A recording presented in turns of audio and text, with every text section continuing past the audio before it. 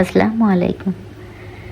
আজকে চলে আসলাম আপনাদের মাঝে নতুন আরেকটি ভিডিও নিয়ে। আজকে তো ভয়েস দিতে একদমই ইচ্ছা করছে না। আপনারা তো সবাই জানেন ঢাকা উত্তরায় যে বিমান বিধ্বস্ত হয়েছে, সেখানে কত কোমলমতি শিশুরা শেষ হয়ে গেছে।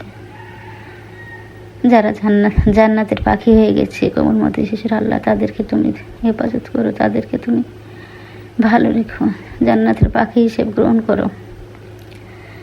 আর কোনো মা বলবে না বাবা উঠো, সকাল হয়ে গেছে, টিফিন বানানো হয়ে গেছে, স্কুলে যাও।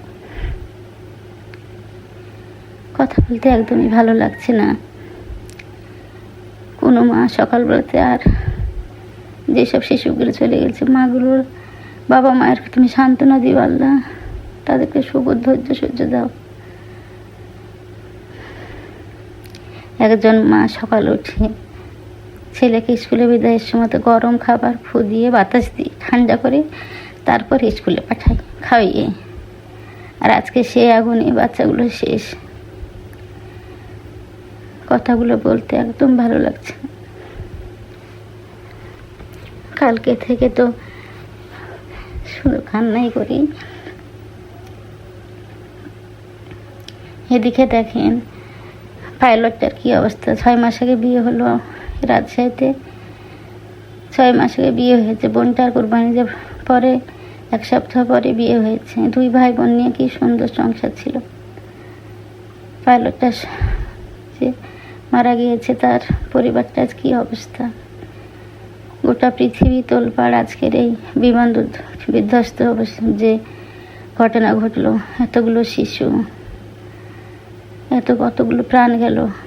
আল্লাহ তুমি তাদেরকে হেফাজত করো, যারা বেঁচে আছে আল্লাহ তুমি তাদেরকে বাঁচিয়ে দাও। আর যারা জান্নাতের পাখি হয়ে গেছে তাদেরকে তুমি জান্নাতের পাখি হিসেবে গ্রহণ করো।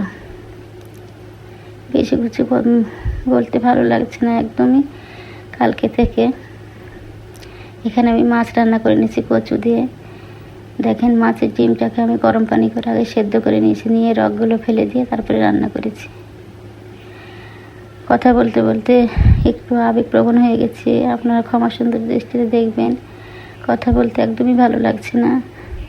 এই যে আমার তরকারিটা রান্না হয়ে গেছে, কচুগুলো সিদ্ধ হয়ে গেছে। আমি বড় মাছ দিয়ে কচু রান্না করছি। আপনারা সবাই যেসব বাচ্চাগুলো হাসপাতালের বেডে আছে সবার জন্য দোয়া করবেন। মাছটা তো রান্না কমপ্লিট হয়ে গেছে, একটু লবণ কম ছিল, আমি লবণ দিয়ে নামিয়ে নিয়েছি। এই তো মাছের কালারটা দেখেন কত সুন্দর এসেছে। আসসালামু আলাইকুম।